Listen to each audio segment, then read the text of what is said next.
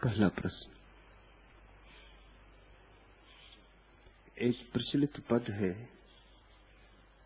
हरि से लगे रहो रे भाई, बनत बनत बनी जाए। क्या ऐसा ही है? प्रार्थना के दो अंग हैं, एक प्रार्थना और दूसरा प्रतीक्षा। और दूसरा अंग पहले अंग से भी ज्यादा महत्वपूर्ण है। प्रार्थना तो बहुत लोग कर लेते हैं, प्रतीक्षा थोड़े लोग कर पाते हैं, और जो प्रतीक्षा कर पाते हैं उनकी ही प्रार्थना पूरी होती। प्रतीक्षा का अर्थ है मैंने प्रार्थना कर ली, लेकिन मेरी प्रार्थना इसी क्षण पूरी हो ऐसी आकांक्षा नहीं, पूरी हो ऐसी आशा तो, लेकिन अपेक्षा नहीं। तैयारी हो, धैर्य हो कि अनंत भी प्रतीक्षा करनी होगी तो करेंगे। आज न हो, कल न हो, परसों न हो, इस जन्म में न हो, अगले जन्म में न हो, कितना ही समय बीते, धैर्य न चुका देंगे। ऐसे अनंत धैर्य से जो प्रार्थना करता है उसकी इसी क्षण भी पूरी हो सकती, और जिसने अधैर्य किया उसकी कभी पूरी न होगी, क्योंकि धैर्य प्रार्थना का प्राण है। जब तुमने प्रार्थना की और धीरज न रखा तो प्रार्थना न रही, मांग हो गई, चूक गए। मांग में वासना है, अधैर्य है, जल्दबाजी है, अभी होनी चाहिए। मांग में बचकानापन है, जैसे छोटे बच्चे कहते हैं अभी, इसी वक्त, आधी रात में खिलौना चाहिए। मांग में प्रौढ़ता नहीं है, मांग में जिद है, हठ है, दुराग्रह है। प्रार्थना में कोई हठ नहीं, न कोई मांग है, न कोई दुराग्रह। दुराग्रह तो दूर, प्रार्थना में सत्याग्रह भी नहीं, क्योंकि सत्याग्रह भी दुराग्रह का ही अच्छा नाम है। प्रार्थना में आग्रह ही नहीं, प्रार्थना में केवल निवेदन है, केवल निमंत्रण है। तुमने पाती भेज दी अपनी तरफ से, अब प्रभु को जब आना हो आए। तुम्हारी पाती इतनी ही खबर देती है कि जब भी प्रभु आए तुम्हारा दरवाजा खुला होगा। जब भी प्रभु आए तुम्हारे हृदय के द्वार बंद न होंगे, तुम्हारा हृदय मंदिर खुला होगा। तुम प्रतीक्षा करोगे, और प्रतीक्षा में बड़ा सुख है, क्योंकि प्रतीक्षा में बड़ी शांति है। अधैर्य में दुख है, अधैर्य में तनाव है, चिंता है, अधैर्य में बेचैनी है, होगा कि नहीं होगा, द्वंद्व है। धैर्य का अर्थ ही यही होता है कि होगा, निश्चित होगा, देर कितनी ही हो। और जो देर हो वो भी अन्याय नहीं, वो भी मेरी पात्रता के बनने के लिए समय। बीज बो दिया, फूटेगा,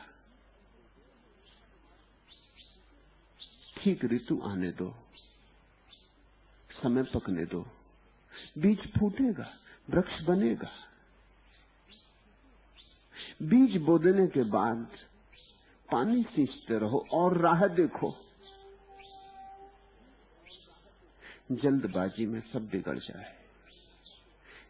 इस पद का यही अर्थ है, हरि से लगे रहो रे भाई, बनत बनत बनी जाए।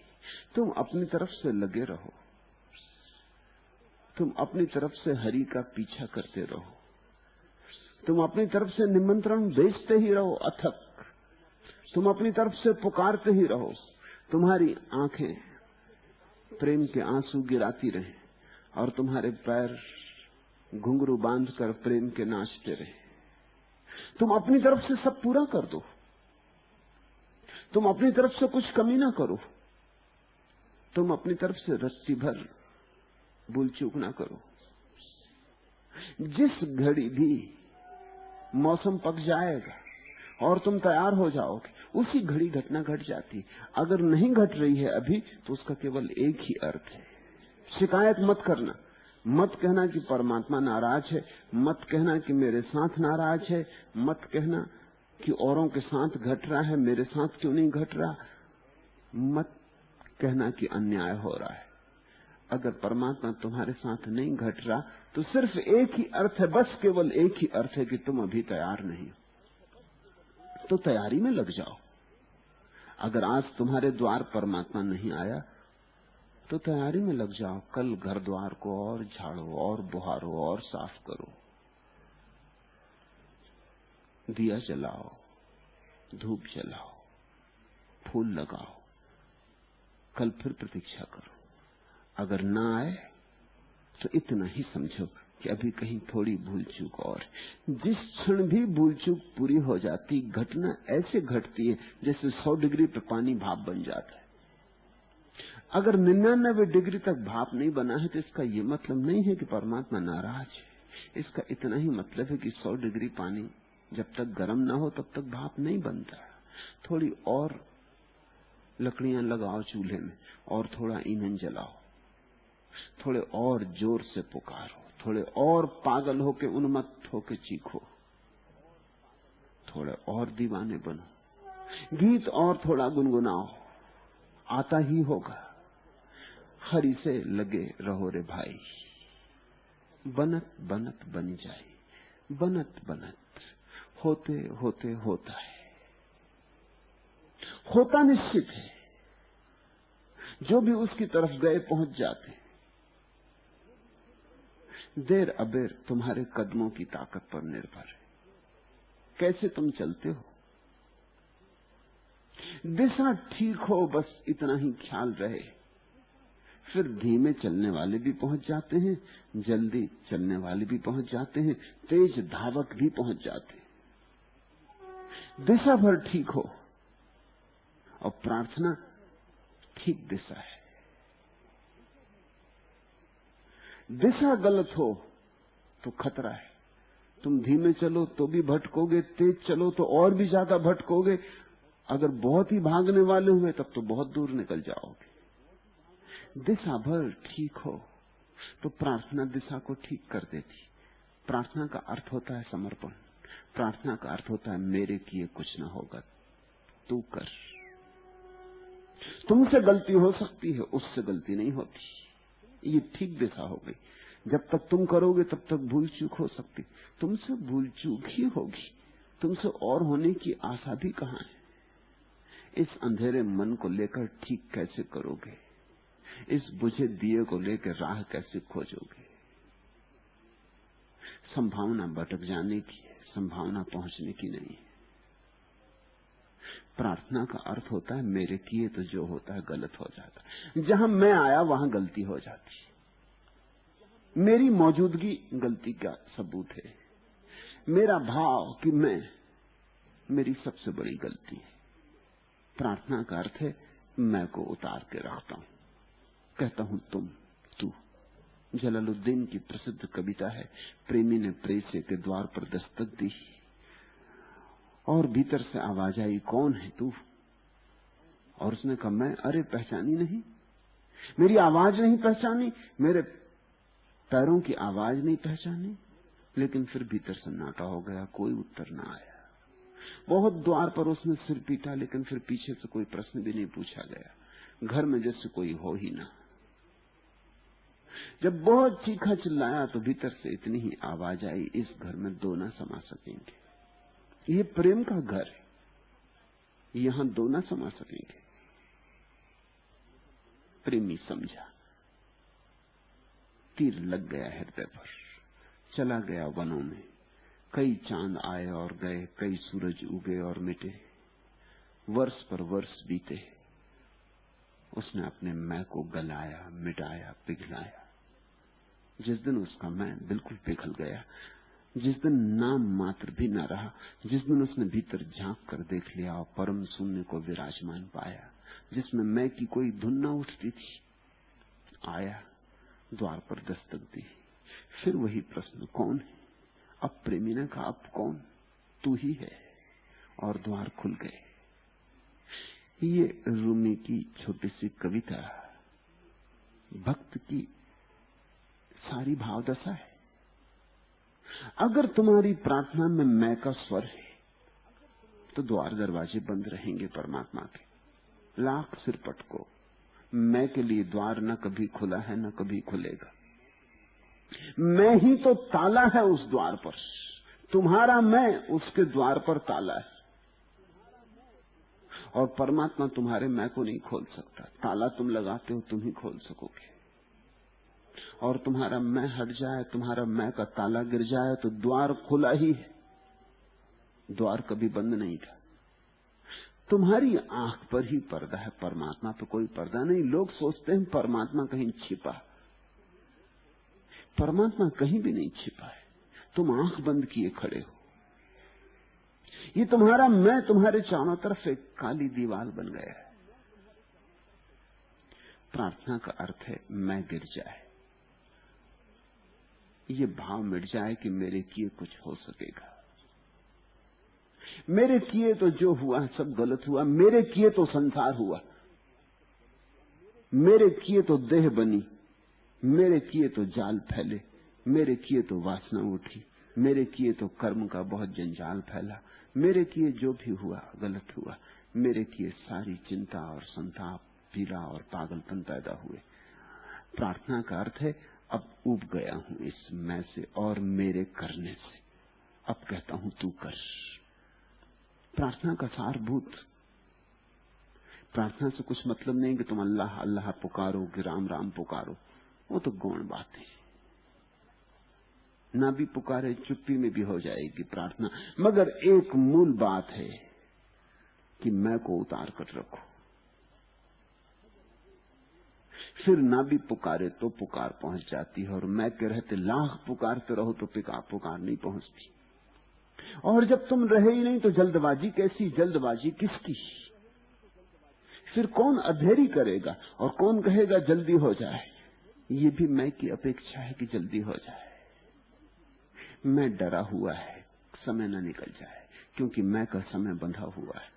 मैं शाश्वत नहीं है, क्षणभंगुर है, इसलिए मैं बहुत समय के बोझ से भरा हुआ है। मैं हटा कि फिर तो जो बचा वो शाश्वत है। फिर कोई जल्दी नहीं है, आज हो कल हो परसों हो सब बराबर है।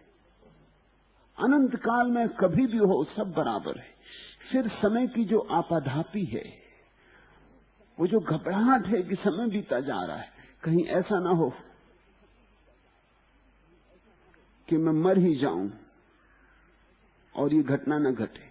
कल मैं एक कविता पढ़ रहा था, तू ही है बहकते हुओं का इशारा, तू ही है सिसकते हुओं का सहारा, तू ही है दुखी दिल जलों का हमारा, तू ही भटके भूलों का है धुर का तारा। जरा सींचों में समा दिखा जा, मैं सुध खो चुकूं उससे कुछ पहले आ जा। आओ तुम अभिनव उल्लास भरे, नेह भरे ज्वार भरे प्यास भरे, अंजलि के फूल गिरे जाते हैं, आए आवेश फिरे जाते। जरा सींचों में समा दिखा जा, मैं सुध खो चुकूं उससे कुछ पहले आ जा। मैं को बड़ी जल्दी है, मैं को डर यही है कि मौत आई जाती, और मैं की मौत तो निश्चित है। मैं का होना चमत्कार है, मैं की मौत तो बिल्कुल स्वाभाविक है। मैं को कैसे संभाले हो यही चमत्कार है। मैं गिरा गिरा अभी गिरा, किसी भी क्षण गिर जाएगा। ये तो कभी भी टूटने को तत्पर है। इसे संभालने के लिए सारा जीवन लगाना पड़ता है, फिर भी ये संभल तो पाता नहीं, एक दिन गिर ही जाता है। मौत इसी की होती। मैं की चूंकि मौत होने वाली, इसलिए मैं समय से बहुत घबराया हुआ है। मैं को समय का बड़ा बोध है, जल्दी हो जाए, अभी हो जाए, इसी क्षण हो जाए। तुम्हें क्या डर है? मैं को जरा हटा के अपनी शक्ल तो पहचानो, मैं को जरा हटाकर अपना रूप तो देखो, तुम शाश्वत हो। तो कभी मिले, अनंत काल में मिले तो भी अभी मिला, देर होती ही नहीं फिर। इसलिए प्रार्थना का अनिवार्य अंग है प्रतीक्षा, अनंत धैर्य से भरी प्रतीक्षा। हरि से लगे रहो रे भाई, बनत बनत बन जाए। दूसरा प्रश्न, आपने कहा कि दो ही मार्ग हैं, ध्यान और भक्ति। ध्यान में प्रयत्न निहित है और भक्ति में प्रसाद। इस संदर्भ में अष्टावक्र, बोधिधर्म और कृष्णमूर्ति के दर्शन को क्या कहेंगे, जो कोई भी अनुष्ठान नहीं बताते?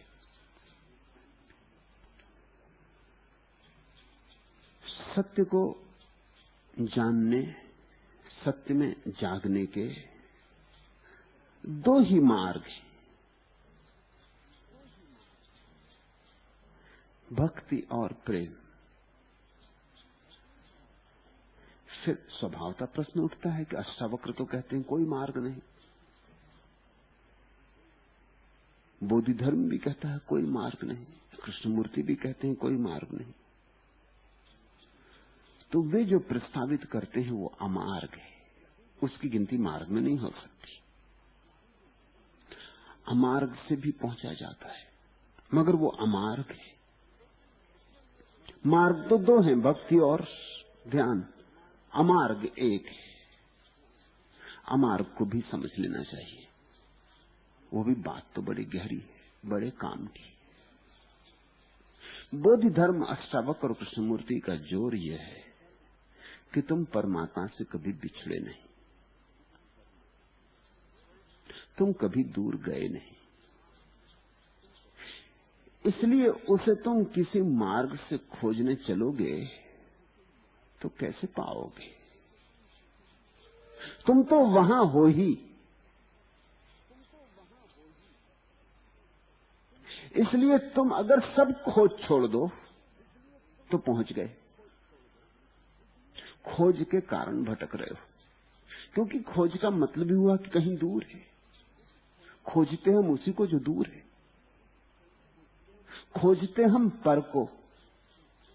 खोज का मतलब ही होता है दूसरे की खोज। अपने को तो हम खोज नहीं सकते, कहां खोजेंगे, कहां जाएंगे खोजने? स्वयं तो हम हैं ही।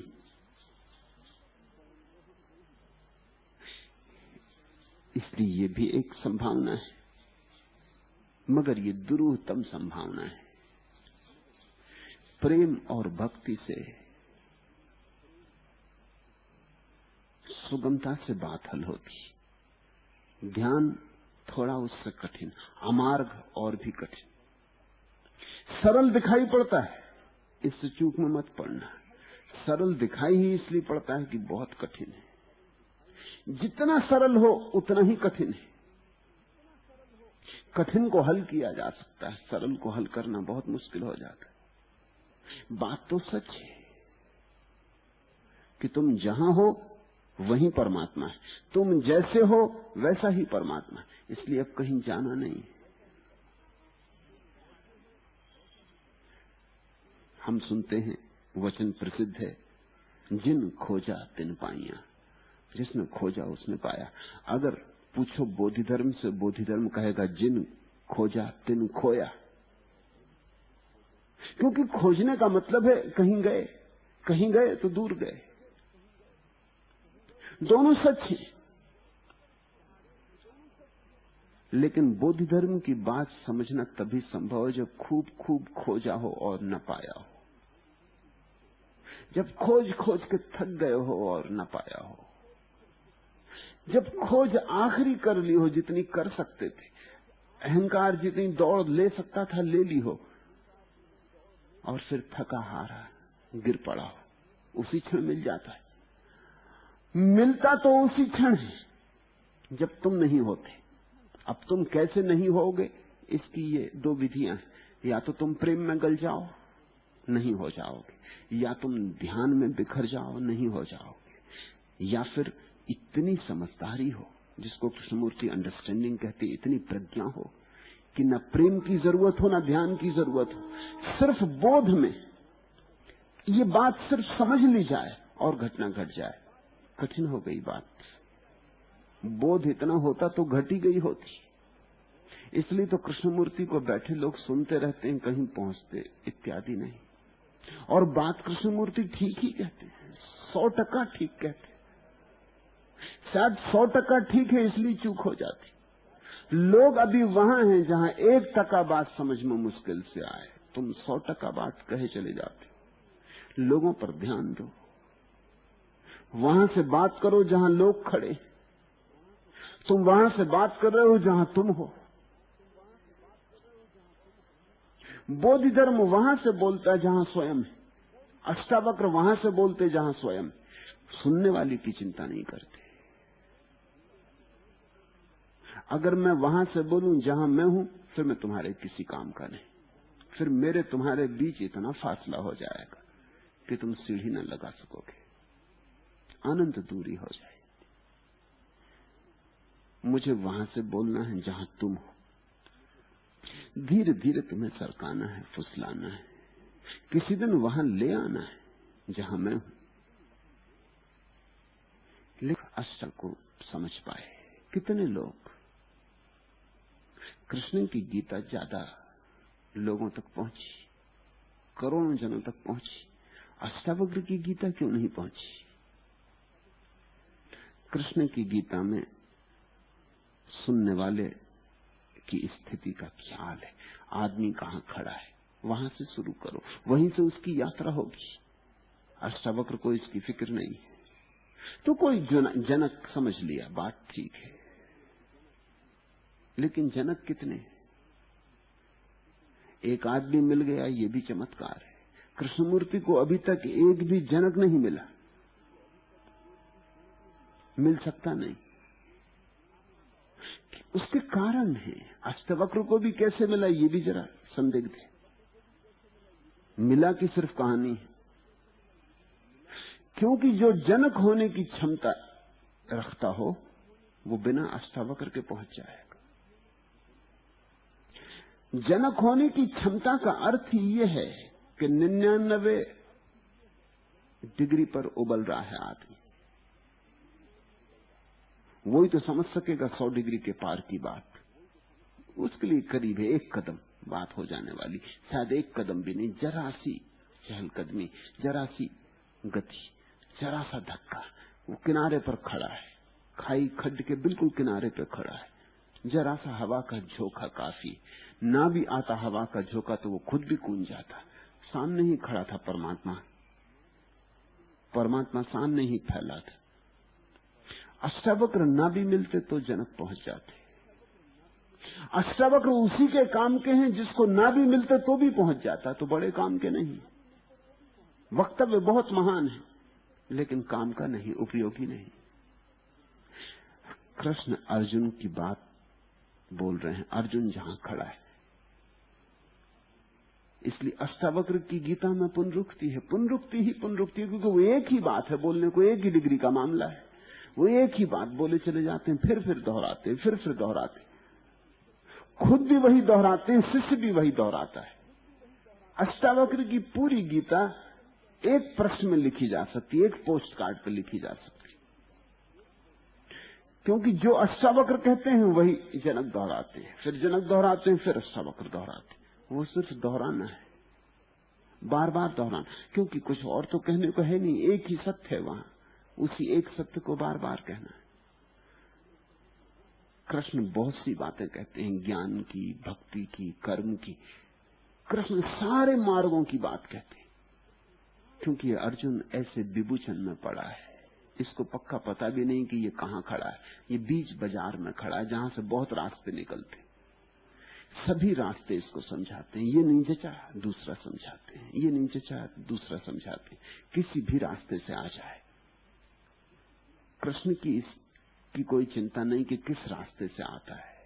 कृष्ण का किसी मार्ग से कोई मोह नहीं है, और कृष्ण को ये फिक्र नहीं है कि मैं जहां खड़ा हूं वो बात इसे आज समझ में आ जाए, ये अपेक्षा जरा ज्यादा है, ये जरूरत से ज्यादा है।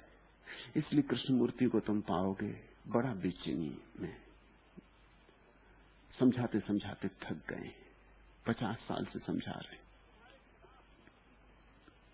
बोलते बोलते सिर पीट लेते, क्योंकि दिखाई नहीं पड़ता कि किसी को समझ में आ रहा है कि नहीं आ रहा। वही लोग बैठे सुन रहे हैं, उनमें कई 50 साल से सुनने वाले लोग भी जो कृष्णमूर्ति जैसे बूढ़े हो गए, उनको सुनते सुनते बूढ़े हो गए, और फिर भी कुछ क्रांति नहीं घटी। 50 साल में बड़ी यात्रा हो सकती थी, लेकिन बात वहां से शुरू होनी चाहिए जहां आदमी खड़ा हो। तो अमार्ग का मार्ग तो करोड़ में एक आध के लिए है, इसलिए उसको मार्ग भी क्या कहना। चीनी कथा है कि लाओ त्से ने एक बार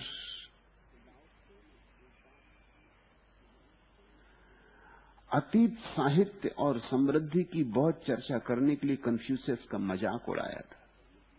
कन्फ्यूशियस उससे मिलने आया था। लाओ त्से ने उससे कहा था, तुम्हारे सारे प्रवचन उन वस्तुओं से संबद्ध हैं जो धूल में छोड़े गए चरण चिन्हों से ज्यादा नहीं, और जानते हैं कि चरण चिन्ह जूतों से बनते हैं, लेकिन वे जूते ही नहीं होते। कहते हैं लाओ त्से की हंसी की आवाज गूंजती ही रही सदियों में। कन्फ्यूशियस को जवाब भी नहीं दे सका था। लाओ त्से के लिए तो जो भी वास्तविक मार्ग है, अमार्ग कहें, वो ऐसा है जैसे आकाश में पक्षी उड़ते, कोई चरण चिन्ह नहीं छोड़ते। पक्षी उड़ जाता है, कोई रेखा नहीं छूट जाती, कोई मार्ग नहीं बनता। जमीन पर चलने जैसा नहीं है सत्य, आकाश में उड़ने जैसा है। जमीन पर तो मार्ग बनता है, तुम चलोगे तो मार्ग बनता है, पगडंडी बनती है, कई लोग गुजरेंगे तो मार्ग और सघन हो जाता है, मार्ग बनता है। इतने भक्त गुजरे हैं अनंत काल में, तो भक्ति का एक मार्ग बन गया। इतने ध्यानी हुए हैं अनंत काल में कि ध्यान का एक मार्ग बन गया। लेकिन ये अष्टावक्र, बोधिधर्म, लाओ त्से, कृष्णमूर्ति, इनका कोई मार्ग नहीं। वो कहते हैं कि आकाश में उड़ने जैसा है सब। ठीक है, मगर आकाश में उड़ने वालों के लिए ठीक है, जो अभी जमीन पर चल रहे हैं इनके संबंध में क्या? चल भी नहीं रहे हैं जो जमीन पर घसीट रहे हैं, इनके संबंध में क्या? जिन्होंने जमीन के अतिरिक्त कुछ भी नहीं जाना है, इनके संबंध में क्या? जिनको अपने पंखों का कोई पता ही नहीं है, इनके संबंध में क्या? इनको बहुत दूर का आकाश दिखाई दे भी जाए तो भी सिर्फ ये तड़फेंगे, उड़ ना सकेंगे। इन्हें पता ही नहीं इनके पास पंख है। इनके पंखों को धीरे धीरे जगाना होगा, सोए पंखों को धीरे धीरे जगाना होगा, इनके सोए पंखों को धीरे धीरे उकसाना होगा, इन्हें धीरे धीरे राजी करना होगा। क्रमशः धीरे धीरे इनकी हिम्मत बढ़ जाए। पंख इनके पास है, परमात्मा इनके पास है। अगर ये आंख खोल सकें तो अभी पास है, मगर आंख ही तो नहीं खोलते, वही तो झंझट है। आंख तो भीचे हुए बैठे। इन्हें धीरे धीरे राजी करना होगा। आहिस्ता आहिस्ता ये आंख खोलें। आहिस्ता आहिस्ता खोलने का नाम मार्ग है, तत्क्षण खोल देने का नाम अमार्ग है। कहते हैं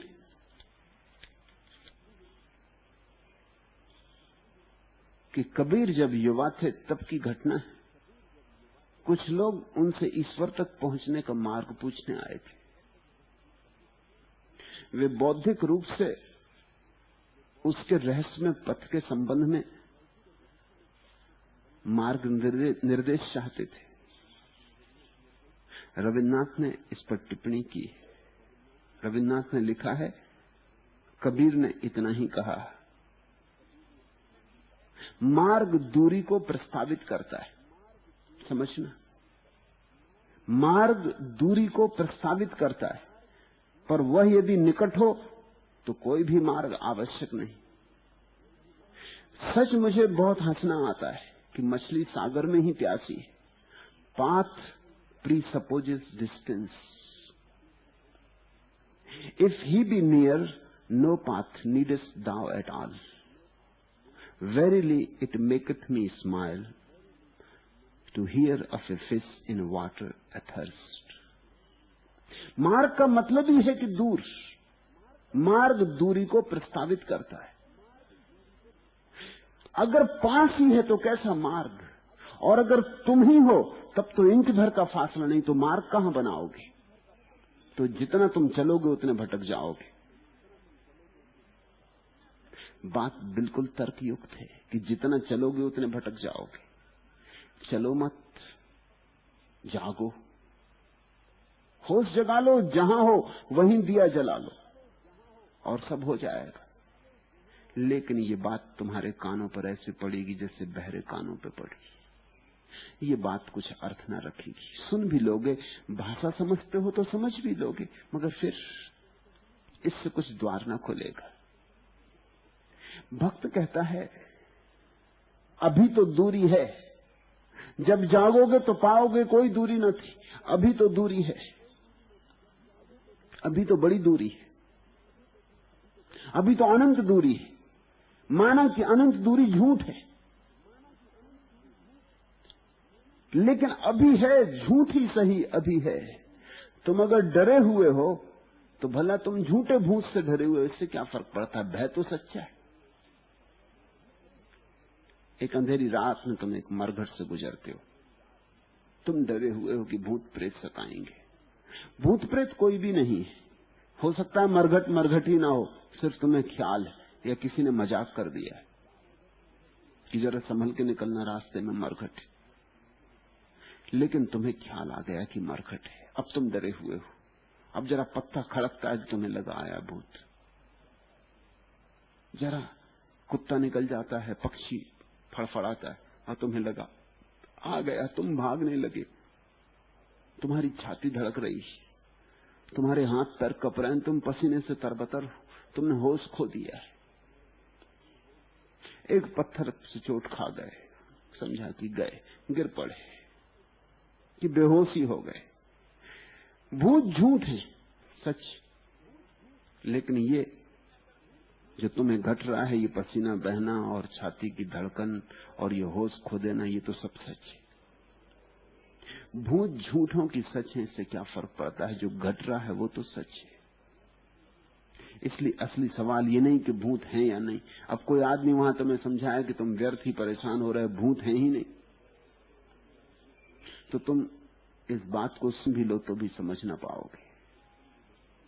तुम्हारे लिए कोई उपाय चाहिए, तुम्हारे लिए कोई उपाय चाहिए जो झूठे भूतों से तुम्हें मुक्त करा दे। माना कि उपाय भी झूठा होगा,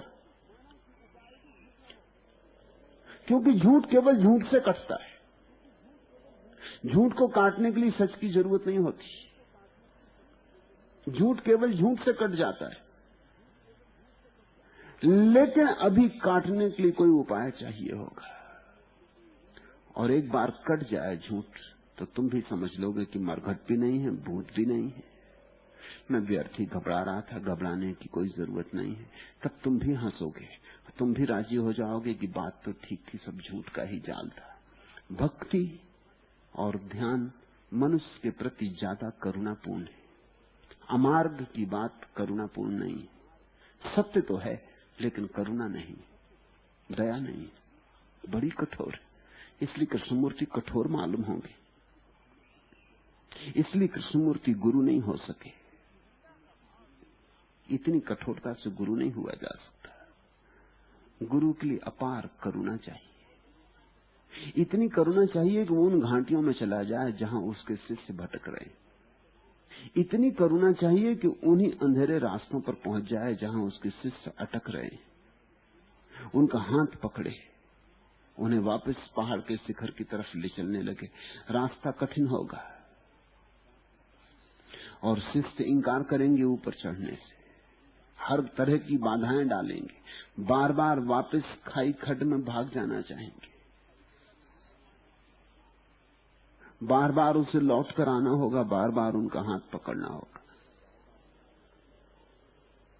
शिष्य उसे कभी क्षमा नहीं करेंगे, क्योंकि वो उनके नाहक पीछे पड़ा है। वो मजे से सो जाना चाहते हैं, वो जगा रहा है। वो संसार में थोड़ा और रस ले लेना चाहते हैं और वो उन्हें विरस किए दे रहा है। वो चाहते थे कि घर गृहस्थी बना लें और वो सब उजाड़े दे रहा है। अभी तो उनको ऐसा लगेगा कि ये दुश्मन है। शिष्य को गुरु दुश्मन जैसा मालूम होगा, और गुरु है कि लौट लौट के आएगा और उन्हें वापस ले चलने लगेगा। एक आदमी वो भी है जो पहाड़ के शिखर पर पहुंच गया, वहां से खड़े होकर चिल्ला देता है कि घाटी के लोगों सुन लो, बात ऐसी, सत्य ऐसा है। मगर घाटी के लोग बहुत दूर हैं, वहां तक ना तो आवाज पहुंचती, और आवाज भी पहुंच जाए तो अर्थ नहीं पहुंचता, और अर्थ तो पहुंच ही कैसे सकता है, क्योंकि वे तो तुम्हारे शब्दों का जो अर्थ करेंगे वो उनका ही होगा, वो अर्थ घाटी का होगा, वो शिखर का नहीं हो सकता। उन्होंने शिखर कभी देखा नहीं, शिखर की भाषा से वे परिचित नहीं।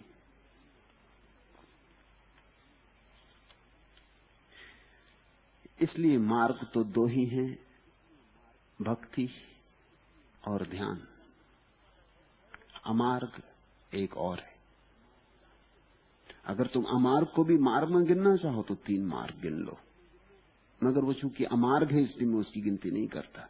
और चूंकि कभी कोई उससे पहुंचता है उसको छोड़ा जा सकता है, उसका हिसाब रखने की कोई जरूरत नहीं। और जो उससे पहुंचता है वो ऐसा विरला व्यक्ति है कि उसको हम अपवाद मान ले सकते हैं, उसको नियम बनाने की जरूरत नहीं। अमार्ग के मार्ग पर गुरु नहीं होता,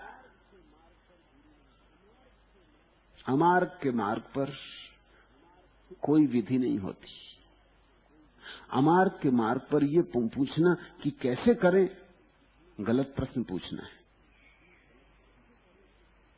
अमार्ग के मार्ग पर प्रश्न ही पूछना गलत है, क्योंकि अमार्ग का मार्ग तो ये मान के चलता है कि तुम वहां हो ही, बस आंख खोलो और देख लो। और बात सच है, बात जरा भी गलत नहीं, मगर करुणा शून्य, जरा भी भाव भीनी नहीं, रूखी सूखी है, मरुस्थल जैसी।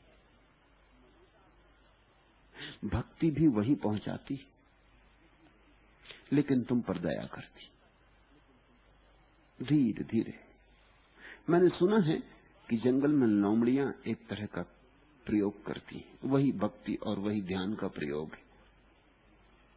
लोमड़ी के ऊपर कभी कभी मधुमक्खियां बैठ जाती या मक्खियां बैठ जाती, उनसे कैसे छुटकारा पाए? मुंह हिलाती है तो वो पीछे बैठ जाती, पूंछ पकड़ लेती, पूंछ हिलाती तो सिर पे बैठ जाती, सिर पूंछ दोनों हिलाए तो बीच में बैठ जाती।